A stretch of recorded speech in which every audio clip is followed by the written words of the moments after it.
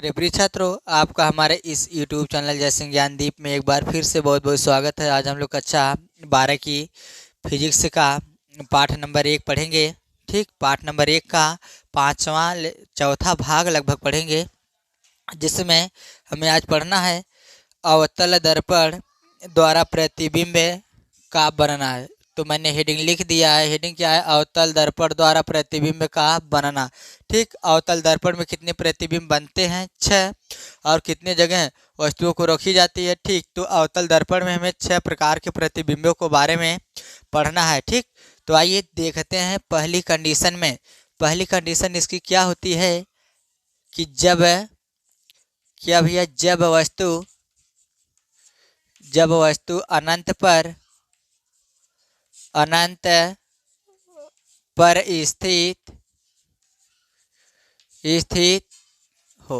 ठीक, ये पहली हेडिंग है हमारी कि जब अवतल दर्पण के सामने हम जब वस्तु को अनंत पर रखते हैं, बहुत दूर रखते हैं, तब उसका प्रतिबिंब कहाँ बनता है और कैसा बनता है और किस प्रकृति का बनता है। ठीक, तो देखिए, ये मान लीजिए हमारा एक क्या है? अवतल दर्पण है। ठीक, इसका पालिश किधर होगा? बाहर वाले सतह पर इसके पालिश हो जाएगी। ठीक, अब यहाँ इसका नाम दे देते हैं M1, इसका नाम इधर एक सिरे का M2। ठीक, अब इसी पे यहाँ पर दर्पण का ध्रुव P होता है, यहाँ पर इसका मुख्य फोकस F होता है और यहाँ वक्रता केंद्र C होता है। ठीक, अब मानिए कि यहाँ पर अनंत है, तुलना कर लेते हैं। ठीक, यहाँ पर अनंत है। अब यहीं पर हम वस्तु को रखेंगे तो मान लीजिए कि यहाँ पर एक वस्तु है, इसका नाम क्या है? A B। एक कहाँ है? हम जानते हैं कि ये अनंत पर है। ठीक, यहाँ अनंत बना देंगे। ये अनंत पर कोई वस्तु स्थित है। ठीक, अब इसमें हम अगर एक प्रकाश किरण यहाँ से, ठीक, यहाँ से मुख्य फोकस से लेके जाएं, कोई प्रकाश किरण मुख्य फोकस से गई तो वह टकराने के बाद मुख्य अक्ष के समांतर हो जाती है। ये पहला नियम कहलाता है हमारा कि अगर कोई प्रकाश किरण मुख्य फोकस से होकर जाती है तो क्या हो जाती है? मुख्य अक्ष के समांतर हो जाती है। ठीक, और उसके बाद अगर यहीं से कोई प्रकाश किरण, ठीक, कोई प्रकाश किरण वक्रता केंद्र से होकर जाए।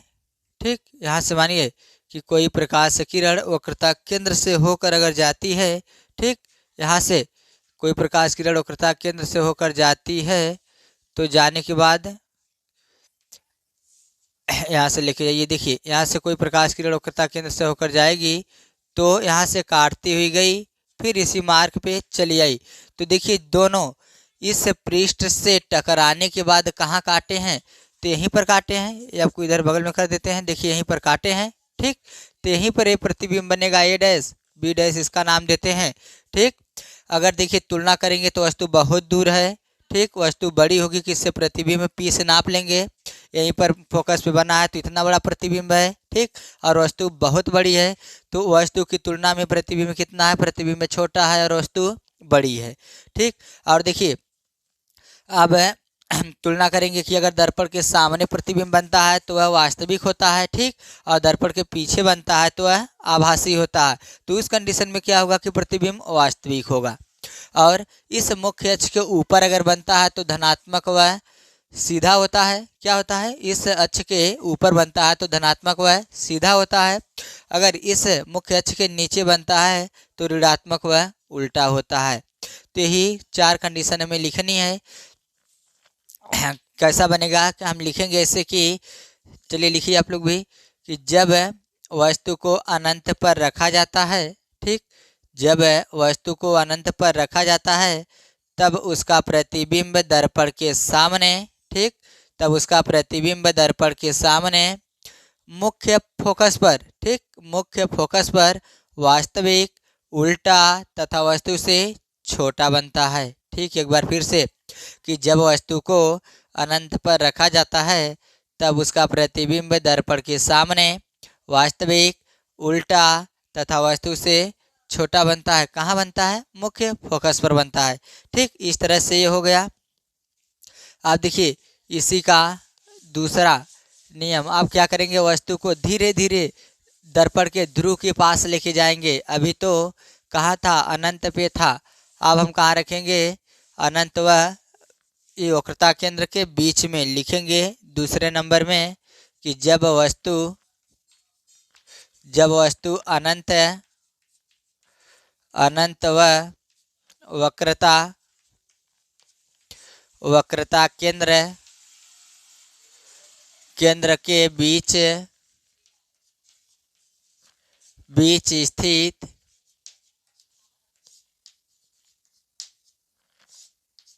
हो। ठीक, जब वस्तु अनंत व वक्रता केंद्र के बीच स्थित हो तो क्या करना है, मुझे एक दर्पण बना लेना है। कैसा दर्पण भैया, अवतल दर्पण। ठीक, तो देखिए इसके एक सिरे का नाम M1, दूसरे सिरे का नाम M2। ठीक, यहाँ पर हम जानते हैं कि ये मुख्य अक्ष होता है, यहाँ दर्पण का ध्रुव P, यहाँ पर वक्रता, ये मुख्य फोकस F, यहाँ वक्रता केंद्र C होता है। ठीक, अब हमें वस्तु को रखना कहाँ है कि यहाँ पर मानिए अनंत है, यहाँ C, इसी के बीच में। अगर मान लीजिए यहाँ पर हम वस्तु को रख दिया, वस्तु का नाम क्या दे दिए, A B। ठीक, ये भी नाम दे दिए। अब देखिए अनंत पे वस्तु थी तो इसका प्रतिबिंब F पर बना था। अब वस्तु आगे बढ़ी है तो इसका प्रतिबिंब पीछे की तरफ बढ़ेगा। ठीक, तो देखिए तो हमारे पास वस्तु है AB। अब एक प्रकाश किरण हम यहाँ से मुख्य अक्ष के समांतर लेके जाते हैं तो किस नियम का पालन करती है, पहले नियम का, कि जब कोई प्रकाश किरण मुख्य अक्ष के समांतर चलती है तो दर्पण से टकराने के पश्चात मुख्य अक्ष के समांतर हो जाती, दर्पण के मुख्य फोकस से होकर चली जाती है। या फिर अगर कोई प्रकाश किरण हम इसके वक्रता केंद्र से लेके जाएं, ठीक, तो यहाँ से गई, टकराई, फिर इसी मार्ग में वापस चली आएगी। तो देखिए जहाँ पर ये दोनों किरणें काटी हैं, अपवर्तन के बाद यहीं पर काटी हैं, तो यही प्रतिबिंब बनेगा। प्रतिबिंब का नाम हम देंगे A डैश B डैश।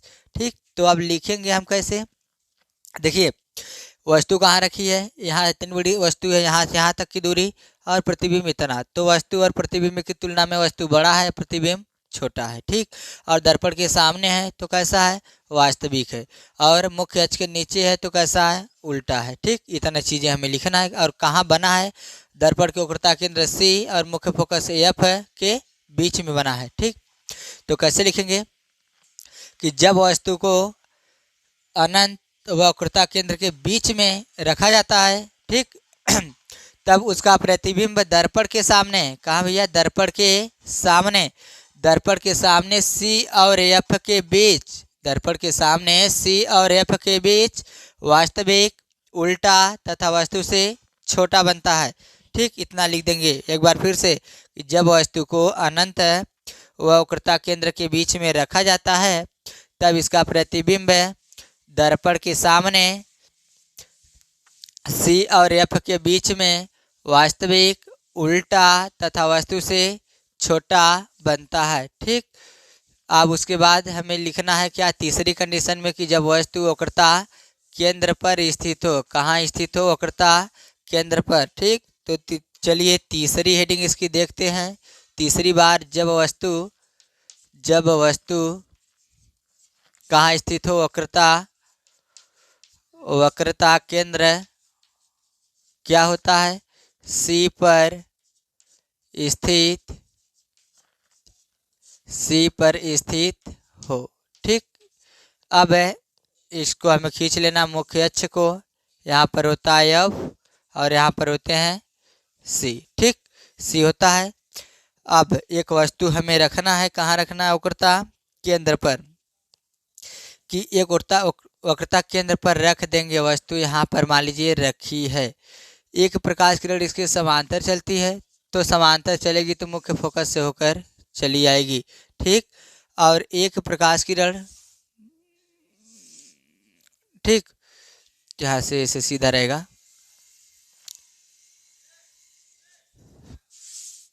अब एक प्रकाश किरण अगर वक्रता केंद्र से होकर जाती है तो ठीक, टकराने के बाद कहाँ से होकर जाएगी, टकराने के बाद यहाँ से होकर चली आएगी। ठीक, तो यहाँ से आई, देखिए कहाँ पर काटे हैं, C बगल में करिए, देखिए यहीं पर काटे हैं। तो एक वस्तु का नाम A B था और यहाँ पर वस्तु का नाम, प्रतिबिंब का नाम हो जाएगा ए डैश बी डैश। ठीक, ये गई है प्रकाश किरण और ये चली आई है। तो देखिए जब वक्रता केंद्र पर रखते हैं तो वक्रता केंद्र इस गोले का एकदम बीच वाला भाग होता है। ठीक, बीच वाला भाग होता है, तो वक्रता केंद्र पर जब रखते हैं तो इसका प्रतिबिंब वक्रता केंद्र पर ही बनता है। तो हम क्या लिखेंगे कि जब वस्तु को, ठीक, जब वस्तु को वक्रता केंद्र पर रखा जाता है तब उसका प्रतिबिंब दर्पण के सामने वक्रता केंद्र पर ही, ठीक, वक्रता केंद्र पर ही वास्तविक, उल्टा तथा वस्तु के बराबर लंबाई का बनता है। देखिए यहाँ से लंबाई नापेंगे इतना, यहाँ से नापेंगे इतना, वस्तु के बराबर रहेगा। फिर से एक बार कि जब वस्तु को वक्रता केंद्र पर रखा जाता है तब उसका प्रतिबिंब दर्पण के सामने वक्रता केंद्र पर ही वास्तविक, उल्टा तथा वस्तु से छोटा, वस्तु के बराबर बनता है। ठीक, ये लिख देंगे इस प्रकार। अब आगे चलिए, अब वक्रता केंद्र सी और पी के बीच में रखना है। तब देखिए क्या होता है। जब वस्तु वक्रता केंद्र सी, ठीक, जब वस्तु वक्रता केंद्र सी व मुख्य फोकस, सिर्फ फोकस लिखिए, वह फोकस एफ के कहाँ स्थित हो, बीच स्थित हो, बीच स्थित हो। ठीक, ये क्या होता है, हमारा मुख्य अक्ष होता है। यहाँ पर क्या होता है, एफ होता है, यहाँ पर क्या होता है, सी होता है। ठीक, सी पे रखे तो अब हमें वस्तु को यहाँ पर रखना है, नाम दे देंगे ए बी। ठीक, अगर कोई प्रकाश किरण हम मुख्य अक्ष के समांतर ले जाते हैं, ठीक, ले जाइए मुख्य अक्ष के समांतर, टकराई, मुख्य फोकस से होकर चली गई। अब यहाँ से मानिए वक्रता ये मुख्य फोकस से लेके जाते हैं तो टकराई, यहाँ चली गई। ठीक, यहाँ काटी कहाँ है, अब देखिए यहाँ पर काटे हैं ए डैश और बी डैश। ठीक, इससे क्या स्पष्ट हो रहा है कि वस्तु देखिए अब छोटी होती जा रही है, सी तक तो थी तो बराबर थी, अब क्या हो रहा है, छोटी होती जा रही है और प्रतिबिंब बड़ा होते जा रहा है, विशाल बनते जा रहा है। ठीक, अब क्या करेंगे हम कि लिखेंगे कैसे, जब वस्तु को सी और एफ के बीच में रखा जाता है। ठीक, समझाया कि जब वस्तु को सी और एफ के बीच में रखा जाता है तब उसका प्रतिबिंब दर्पण के सामने कहाँ बनता है, अनंत, अनंत व सी के बीच में, अनंत इधर है, सी इधर है, अनंत व सी के बीच में कैसा, वास्तविक, उल्टा तथा वस्तु से बड़ा बनता है। फिर से एक बार कि जब वस्तु को सी और एफ के बीच में रखा जाता है तब उसका प्रतिबिंब दर्पण के सामने सी और एफ के बीच में वास्तविक, उल्टा तथा वस्तु से बड़ा बनता है। ठीक, ये तो चौथी कंडीशन थी, यहाँ पर 4 नंबर डाल लेंगे। अब उसके बाद 5वीं कंडीशन पे चलते हैं। 5वीं कंडीशन में क्या होगा कि आप इसके मुख्य फोकस पर रखेंगे। ठीक, 5वीं कंडीशन हमारी क्या होगी कि वस्तु मुख्य फोकस पर स्थित होगी, वस्तु हमारी मुख्य फोकस पर स्थित होगी। चलो देखते हैं कहाँ रखना है, 5वीं बार रखना है कि जब वस्तु मुख्य फोकस पर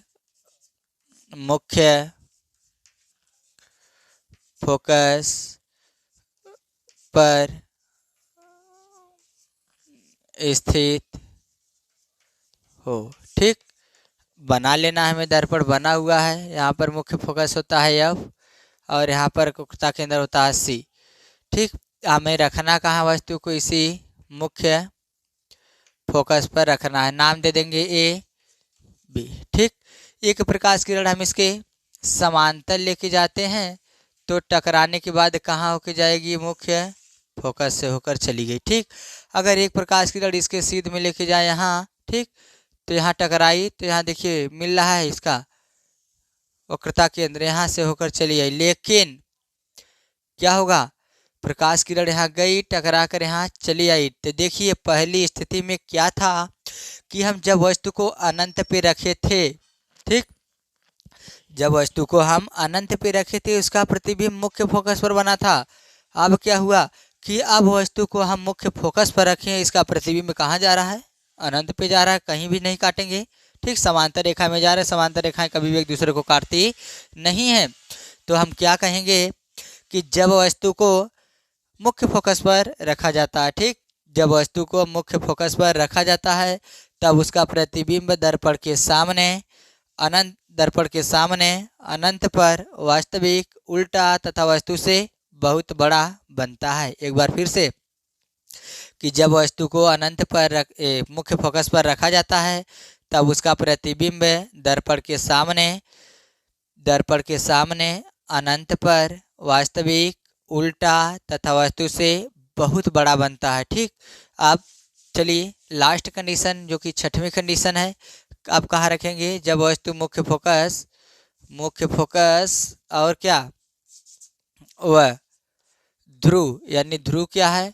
ध्रुव के बीच स्थित हो, ध्रुव के बीच में रखेंगे, बीच क्या हो? स्थित हो,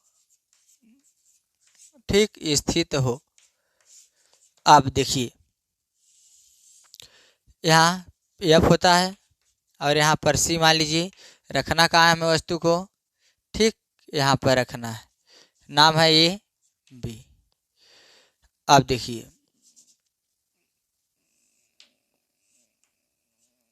नाम ए बी है। अब अगर कोई प्रकाश किरण इसके समांतर जाती है तो टकराने के बाद मुख्य फोकस से होकर चली जाती, लेकिन एक कंडीशन याद रखना कि जब प्रकाश किरण मुख्य फोकस तक रहेगी तब तक तो पूरा भाग इसका टकराने के पश्चात चला आएगा इधर, लेकिन जब मुख्य फोकस के आगे बढ़ते हैं तो इसमें इस दर्पण में कुछ भाग है उधर दर्पण के पीछे जाने लगता है। तो देखिए यहाँ से इसका कुछ भाग है चला जाएगा आगे, ठीक, ऐसे निकल जाएगा।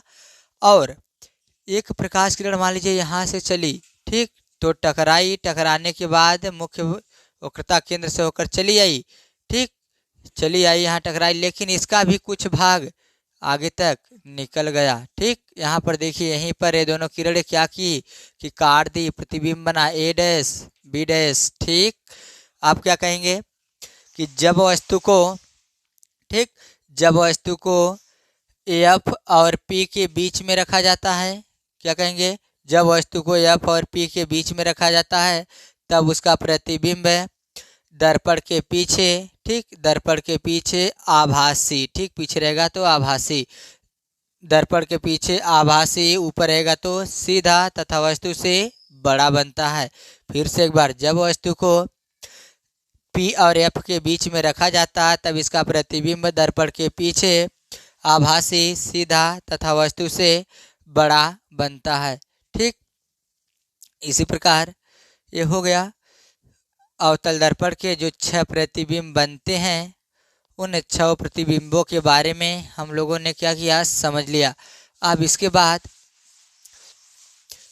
अगले वीडियो में हम लोग पढ़ेंगे कि उत्तल दर्पण द्वारा प्रतिबिंब बनना, ठीक, उत्तल दर्पण में प्रतिबिंब कैसे बनता है और कहाँ बनता है और कब बनता है, ठीक, अगले वीडियो में कल देखा जाएगा।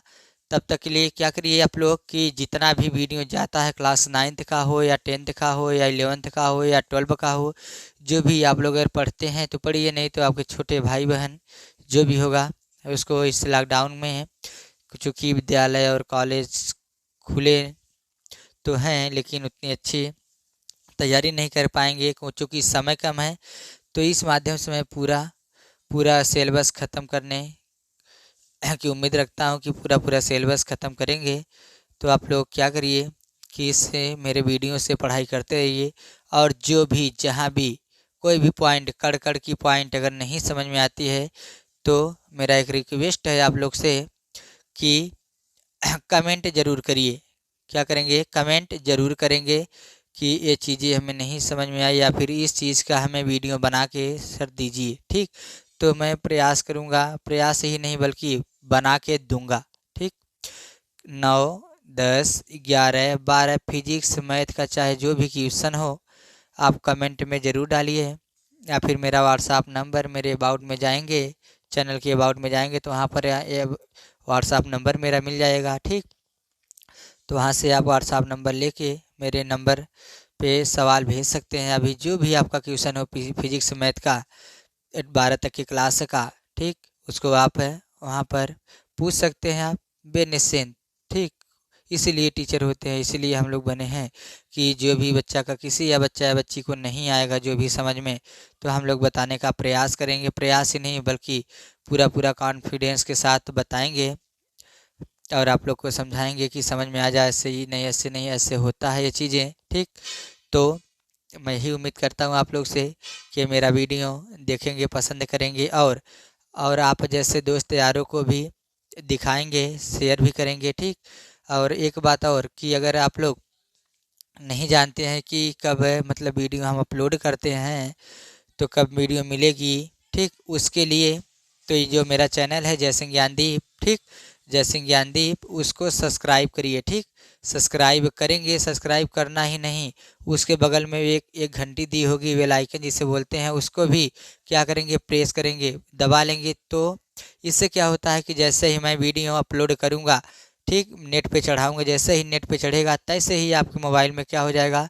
नोटिफिकेशन यानी कि सूचना मिल जाएगी कि वीडियो अभी अभी अपलोड हुआ है। ठीक, इसके माध्यम से आप लोग देख सकते हैं।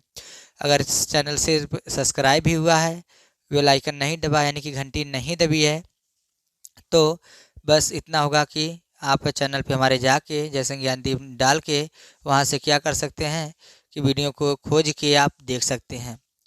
तो घंटी अगर दबी रहेगी तो हाँ तुरंत आपके पास नोटिफिकेशन मिल जाएगा, वहाँ से डायरेक्ट लिंक खोल के आप देख सकते हैं।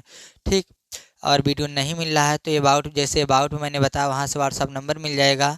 उसी प्रकार क्या करेंगे कि उसी प्रकार हम प्ले लिस्ट, देखिए उसी में एक ऑप्शन होगा प्ले लिस्ट। ठीक, प्ले लिस्ट खोलेंगे, उसमें कक्षा 9 की विज्ञान या गणित, फिर कक्षा 10 की विज्ञान या गणित, 11 की, 12 की, ऐसे करके प्ले लिस्ट बना होगा। जब वो प्ले लिस्ट आप ओपन करेंगे यानी खोलेंगे तो उस समय पूरा वीडियो कक्षा 10 का खोलेंगे तो कक्षा 10 का विज्ञान का वीडियो मिलेगा, कक्षा 10 के गणित का खोलेंगे तो कक्षा 10 के गणित का वीडियो मिलेगा।